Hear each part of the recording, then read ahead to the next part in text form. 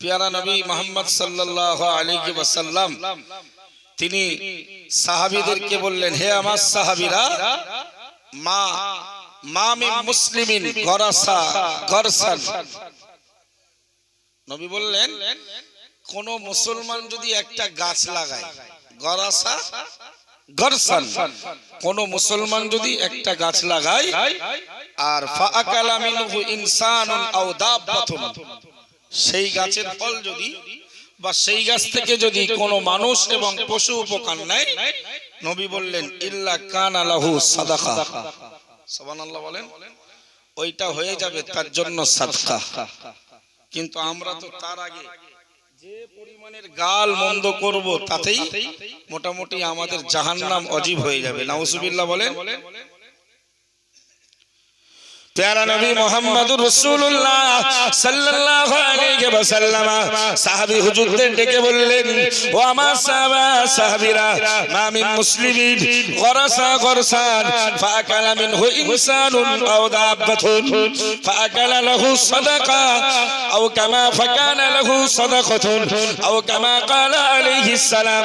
প্যারা নবী মুহাম্মদুর রাসূলুল্লাহ সাল্লাল্লাহু আলাইহি ওয়াসাল্লাম বললেন, ও আমার সাহাবীরা, কোন মুসলমান, কোন ইমানদার যদি পৃথিবীর মাটিতে একটি গাছের চারা লাগায়, ওই গাছটা ফল ফুলে সুশোভিত হয়ে গেল, না না না না, ফাকালা মিনহা ইনসানুন আও দাব্বাতুন, ওই গাছ থেকে যদি কোন মানব অথবা পশু যদি জানোয়ার যদি ভক্ষণ করে, প্যারা নবী মুহাম্মদুর রাসূলুল্লাহ সাল্লাল্লাহু আলাইহি ওয়াসাল্লাম বললেন, ফাকানা লাহু সাদাকাতুন, ওই লোকটার জন্য হয়ে যাবে ওটি সাদকা।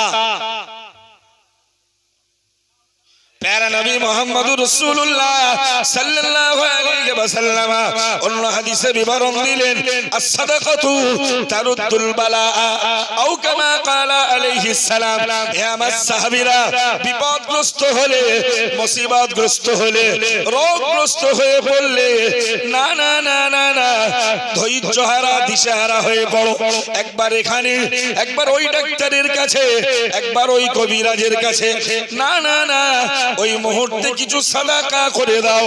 আমি নবী মুহাম্মদুর রাসূলুল্লাহ সাল্লাল্লাহু আলাইহি ওয়াসাল্লাম বলছি, দুনিয়ার দাওয়ার সঙ্গে একটু দোয়া নামিও তদবির করে ফেলো, সাদকা দিয়ে দাও। আমি রাসূলুল্লাহ বলছি, সাদকা তারুদ্দুল বালা, সাদকা মানুষের বালা মুসিবত দূর করে দেয়।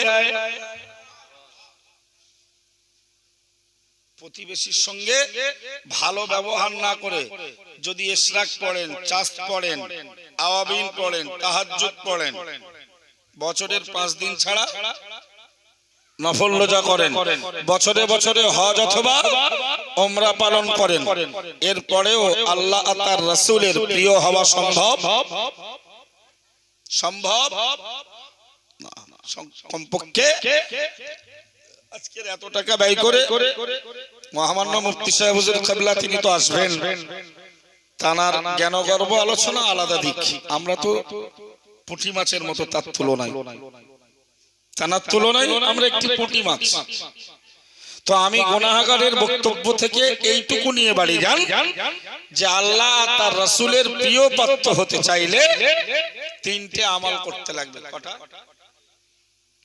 1 নাম্বার, মুখস্থ করো, মাগরিবে বাঙ্গাল আঞ্জুমানে ওয়াইজিন অল ইন্ডিয়া সুন্নাতুল জামাতের দেশ জুড়ে যারা ওয়াজ নসিহত করে, এদের বক্তব্য আওয়াজ হয় না, এদের ওয়াজ আওয়াজ নয়, এদের ওয়াজ চুক্তি নয়, এদের ওয়াজ বাহাবা শাবাশি কোরআনের লক্ষ্য নয়, জাতিকে কিছু দেওয়া। সুবহানাল্লাহ। সুতরাং ওয়াজ মুখস্থ করো। 1 নাম্বার করণীয়, কথা বললে সত্য বলবো, বলুন ইনশাআল্লাহ। তার জন্য জীবন দিতে হয়, তাই দেব, কিন্তু সত্য থেকে এক পা পিছাবো না। একদল মানুষ বয়স্ক গোছের লোকেরা হয় বা একটু গ্রামের ওই ফজা টাইপের কিছু লোক থাকে, বানিয়ে বানিয়ে মিথ্যা কথা বলে। কিসের জন্য? শুধু হাসাবে তাই। ঠিক বলছি?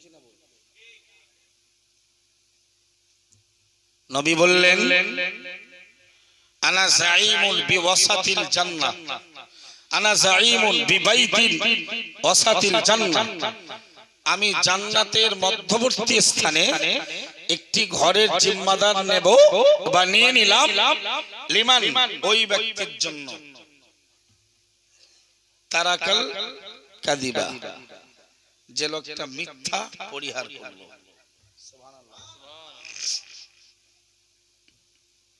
কি সমাজে এরকম একদল লোক আছে না নেই? চার দোকানে দেখবেন এক ফজা চাচা বসে বিরাট মজা করছে আর হাসাচ্ছে, আর লোক তাতেই বেশ ভক্ত।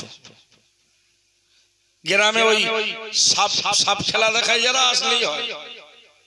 আগে তো ছোটবেলায় দেখতাম ভাল্লুক খেলা। এদের কাজই হলো মানুষকে একটু হাসিয়ে দেওয়া।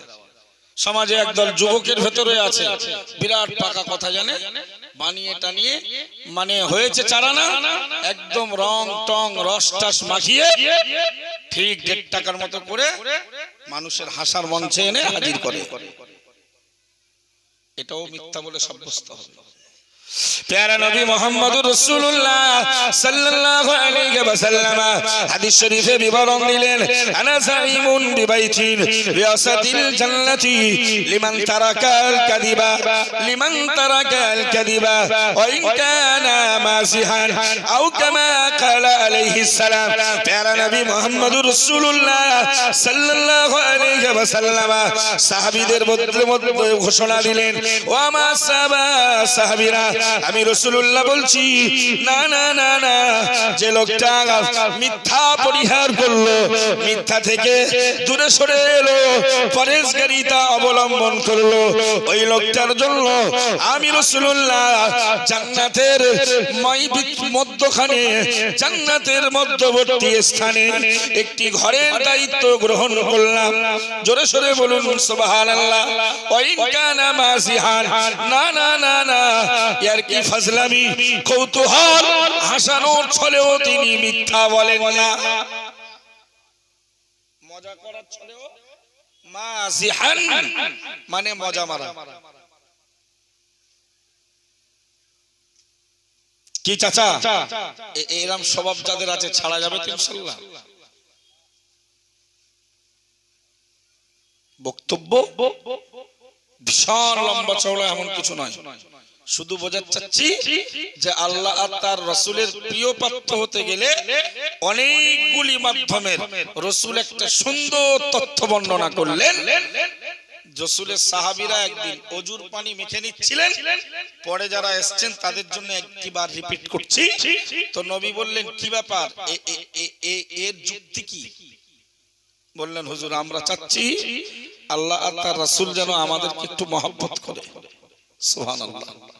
তখন নবী বললেন, সাহাবীরা, আল্লাহ আর তার রাসূলকে যদি কেউ ভালোবাসতে চায়, অথবা যদি কারোর মনের ইচ্ছা থাকে যে আল্লাহ আর তার রাসূল ওই লোকটাকে ভালোবেসে ফেলুক, তাহলে তার জন্য 3টি করণীয়। 1 নম্বরে কথা বললে সত্য বলবে, আমরাও সত্য কথাই অভ্যস্ত হব, বলুন ইনশাআল্লাহ।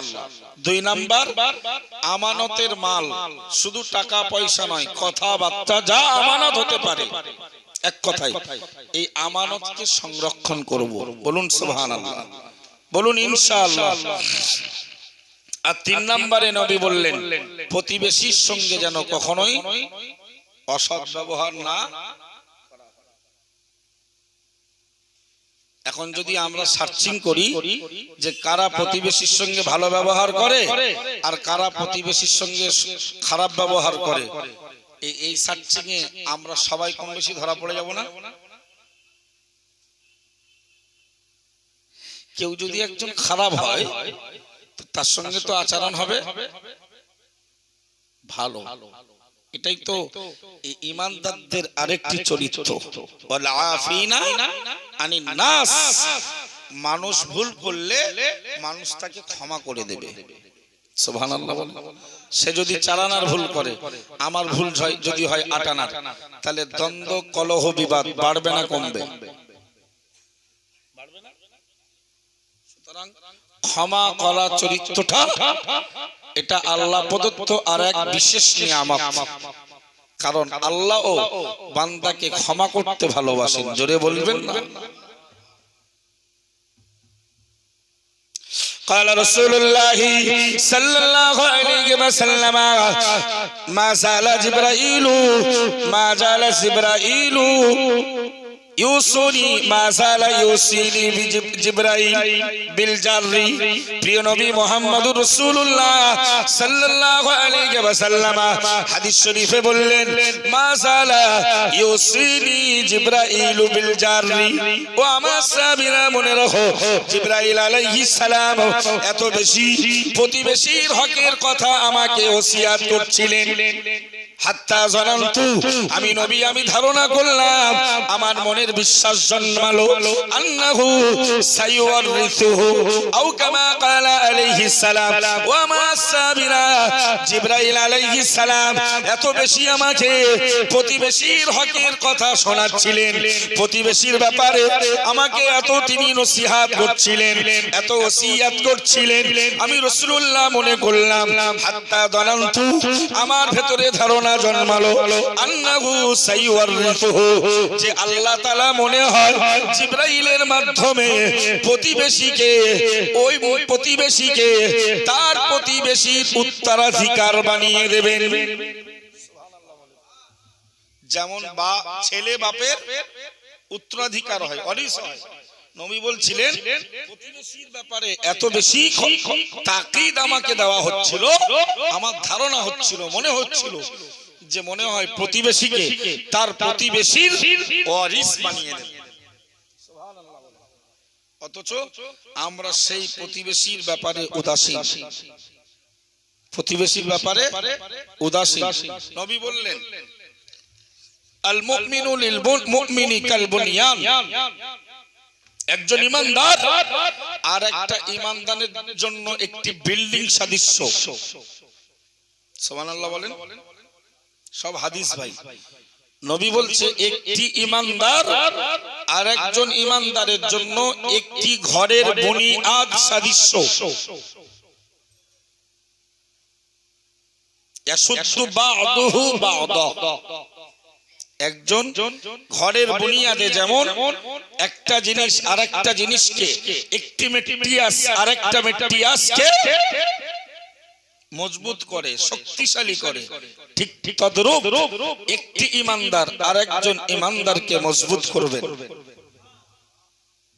সাহস দেবেন, উৎসাহ দেবেন।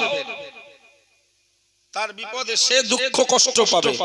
নবী তারপরেই তার হাতের আঙুলগুলো নিয়ে ফাকাফা এইভাবে মিলিয়ে দেখালেন যে ইমানদারের সঙ্গে ইমানদারের সম্পর্ক এইভাবে হওয়া উচিত। কিন্তু এখন আদায় কাঁচকলা, কাঁচকলায় খুব একটা আদা টাদা লাগে না। তার মানে আদায় কাঁচকলা কথাটা আমরা এই সূত্রে ব্যবহার করি যে আদা আর কাঁচকলার সম্পর্ক বিরাট দূর, ঠিক না বল? বর্তমান ইমানদার, রাসূল বললেন সম্পর্ক হবে ইমানদারের একজন আরেকজনকে শক্তি যোগাবে, একজন আরেকজনকে মহব্বত করবে, একজন আরেকজনকে উপকার করবে, একজন আরেকজনের বিপদে পাশে দাঁড়াবে, একজন আরেকজন ইমানদারের জন্য সব কিছু বিলীন করবে। আর সেই ইমানদারদের বর্তমান সম্পর্ক, ঠিক বলছি না ভুল? অথচ নবী বলছে প্রতিবেশীর হক যদি আদায় করে সে আল্লাহ রাসূলের ভালোবাসার পাত্র হবে। রাসূল বললেন প্রতিবেশীর হকের ব্যাপারে আমি রাসূলকে এত জিবরাইল এত কঠিন তাকিদ দিচ্ছিলেন, এত বেশি বলছিলেন, সব সময় বলে আমার মনে হচ্ছিল ছেলে যেমন বাপের ওয়ারিস হয়, মনে হয় প্রতিবেশীও প্রতিবেশীর মালে ভাগ পাওয়া ওয়ারিস হয়ে যাবে। সুবহানাল্লাহ।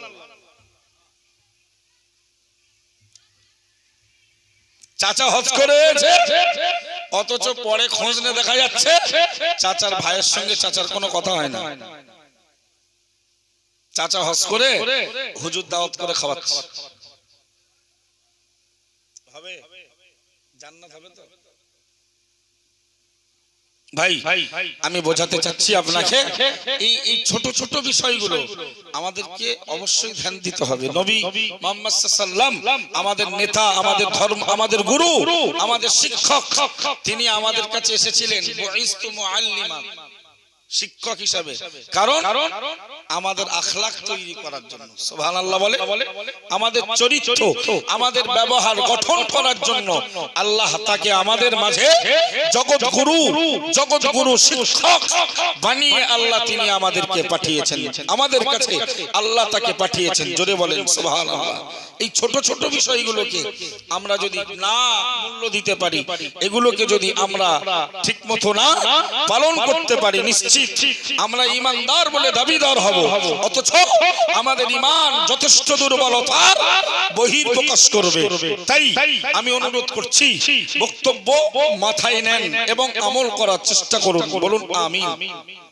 ভাই নবী করিম সাল্লাল্লাহু আলাইহি ওয়াসাল্লামের একজন সাহাবী নাম আবু যর গিফারি রাদিয়াল্লাহু আনহু, বিখ্যাত সাহাবী, ওমর ফারুক হুজুরের প্রিয়। ওমর ফারুক। এখন দুই ভাই, দুই যুবক ওমর ফারুকের রাজদরবারে নালিশ এনেছেন, শিকায়েত করেছেন এক বৃদ্ধ মানুষের, এক মানুষের বিরুদ্ধে, যে হুজুর এই লোকটি আমাদের পিতাকে হত্যা করেছেন। আর ইসলামের বিধান হলো হত্যার বদলে আল কতলু বিল কতল, হত্যার বিনিময়ে হত্যা। তবে যদি কেউ প্রতিশোধ না নিয়ে ক্ষমা করে দেয়, এটা তো চূড়ান্ত পর্যায়ের ঈমানের একটি আলামত। সুবহানাল্লাহ বলে। কারণ বদলা নেওয়া চরিত্রটা হলো খ্রিস্টানদের, ওদের চরিত্র তো উত্তম চরিত্র, কিন্তু আমাদের নবীর চরিত্র হলো, আমাদের নবীর চরিত্র হলো সর্বোত্তম চরিত্র। জোরে বলুন, শ্রেষ্ঠ চরিত্র নাই নবীর চরিত্র, নবীর চরিত্র শ্রেষ্ঠতম চরিত্র। জোরে বলে, শ্রেষ্ঠ চরিত্র খ্রিস্টানদের, ওদের উপরে ইনজিল নাজিল করেছিলেন আল্লাহ, আর ওরা ওয়াকাতাবনা আলাইহিম ফিহা আন্নান নাফসা বিন নাফস ওয়াল আইনা বিল আইন ওয়াল আনফা বিল আনফি ওয়াল উযুনা বিল উযনি ওয়াস সিন্না বিস সিন্নি ওয়াল জুরুহা কিসাস। আল্লাহ ওদের বিধানে নাজিল করেছেন যে তারা মানুষের পরিবর্তে হত্যার পরিবর্তে হত্যা, কানের বিনিময়ে কান, নাকের বিনিময়ে নাক, চোখের বিনিময়ে চোখ তারা প্রতিশোধ নিতে পারে।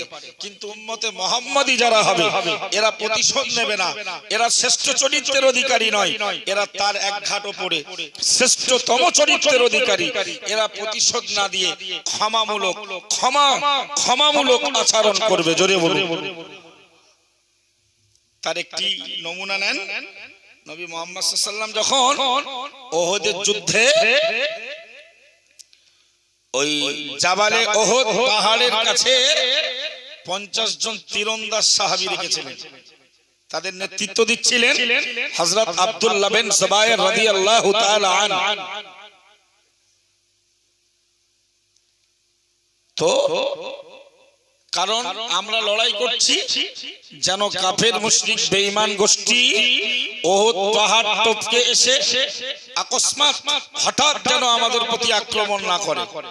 সামনাসামনি লড়াই করলে আত্মরক্ষা করা যায়, কিন্তু পেছন থেকে যদি কেউ হঠাৎ করে আচানক হামলা করে, ওটাকে রক্ষা করা কঠিন হয়। তাই নবী কি বুদ্ধি আল্লাহ দিয়েছিলেন, ওহদের পাদদেশে বিখ্যাত তীরন্দাজ সাহাবী হযরত আব্দুল্লাহ বিন জুবায়ের রাদিয়াল্লাহু তাআলা আনহুর নেতৃত্বে 50 জনকে তীর ধরে দাঁড় করিয়ে দিলেন। সুবহানাল্লাহ। এখন ওদের মাঝে শয়তানি প্রলোভন ছড়িয়ে দেওয়া হলো যে মুহাম্মদ সাল্লাল্লাহু আলাইহি ওয়াসাল্লাম ইন্তেকাল করেছেন, শহীদ হয়ে গেছে। নাউজুবিল্লাহ। তো ওরা ওই ময়দান ছেড়ে অধিকাংশ লোক বেরিয়ে পড়েছে। যার জন্য লড়াই, যার জন্য জিহাদ, যার জন্য এই আন্দোলন, তিনি যদি দুনিয়া থেকে চলে যায়, তাহলে আর আমরা এখান থেকে কি করব? আমার কথা বুঝছেন না?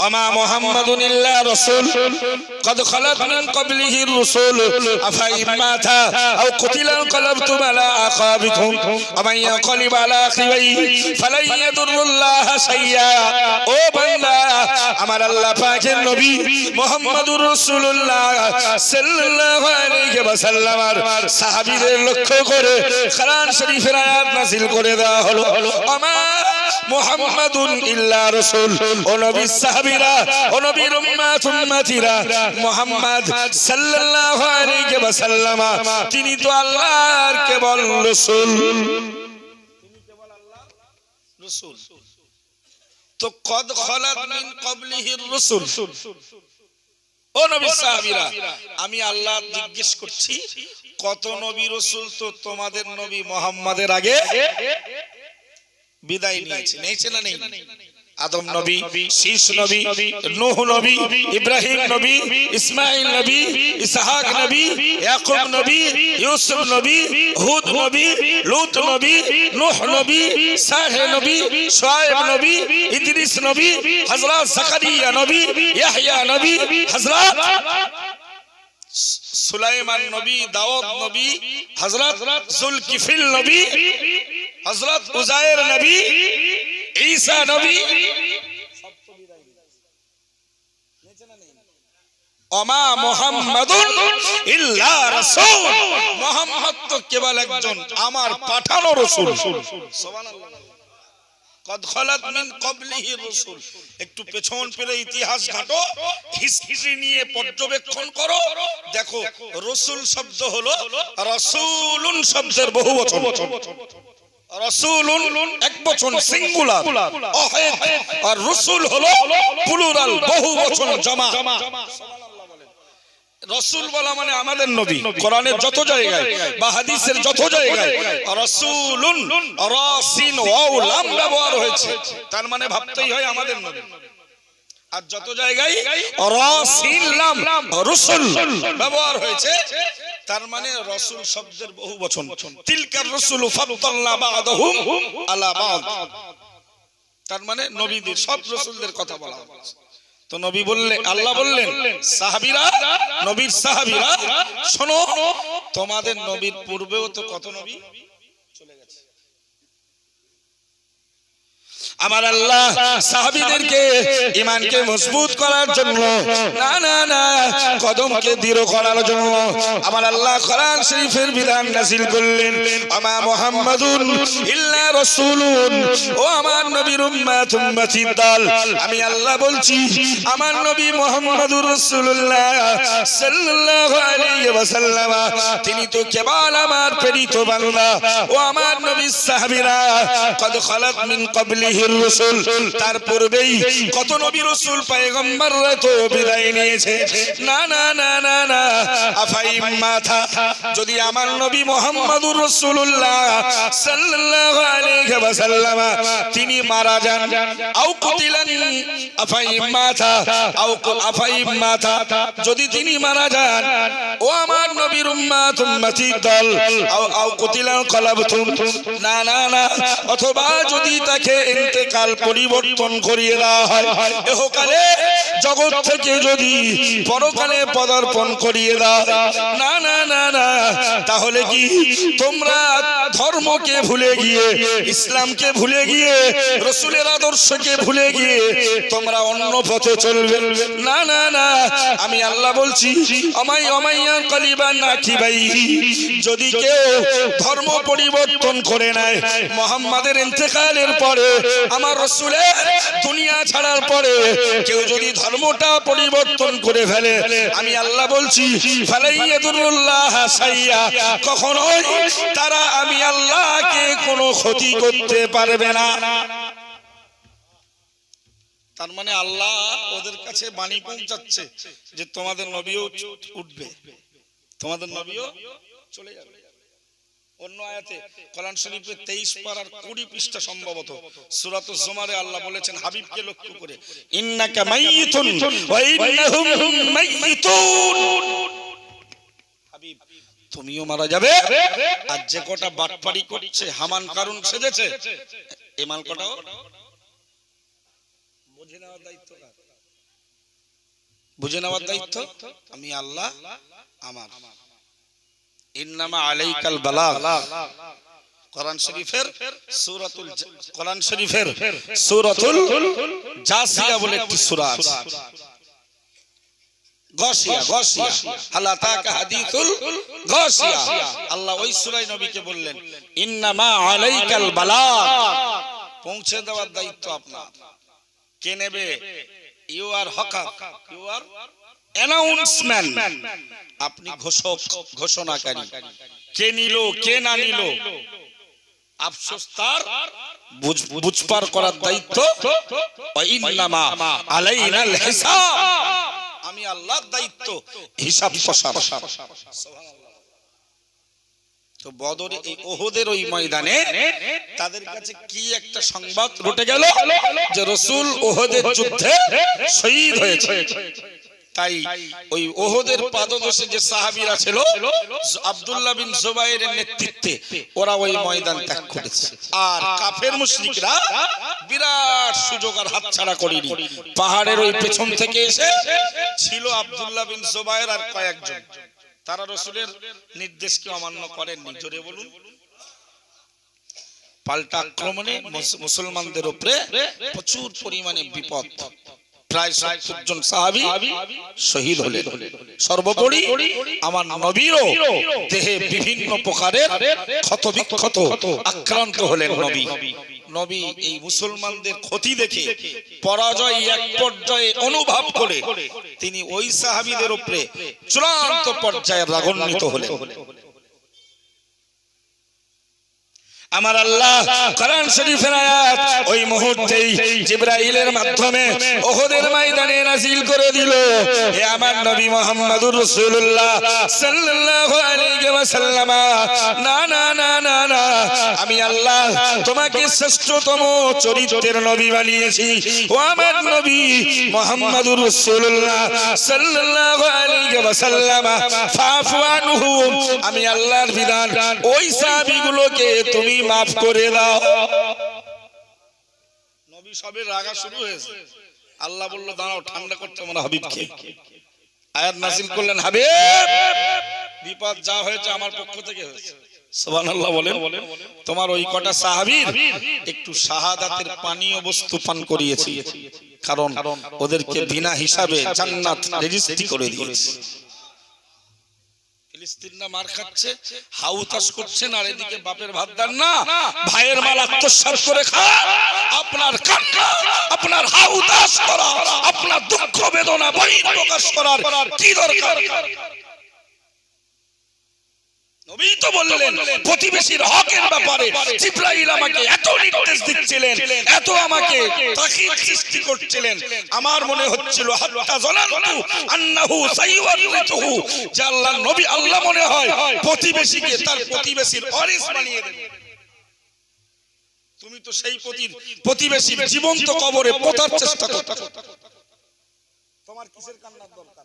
তোমার মতো মাল তো এই মজলিসে আছে বলেই দোয়া কবুল হয় না।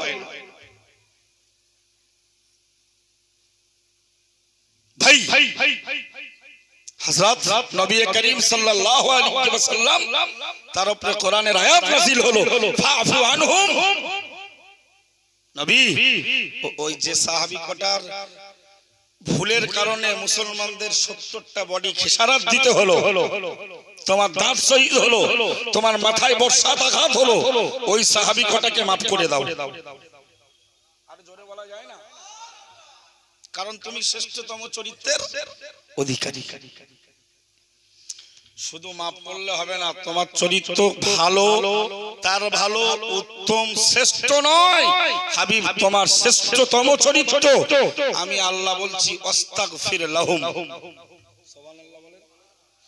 আমার আল্লাহ কোরআন শরীফের আয়াত নাযিল করলেন, হে আমার হাবিব মুহাম্মদুর রাসূলুল্লাহ সাল্লাল্লাহু আলাইহি ওয়াসাল্লাম, ওই সাহাবীগুলোকে maaf করে দাও, আস্তাগফির লাহুম, এবং তাদের ক্ষমার জন্য তুমি আমার দরবারে ক্ষমা প্রার্থনা করো। শুধু তুমি মাফ করলে হবে না, আমি আল্লাহর কাছে ওদের পক্ষে ওকালতি করে আপনি আমার কাছে ক্ষমা চান। জোরে বলে সেই নবীর উম্মত না আপনি? বিরাট নবীর মায়া, নবীর কথা বললে চোখের পানি থাকে না, কিন্তু প্রতিবেশী কষ্ট পায় কেন?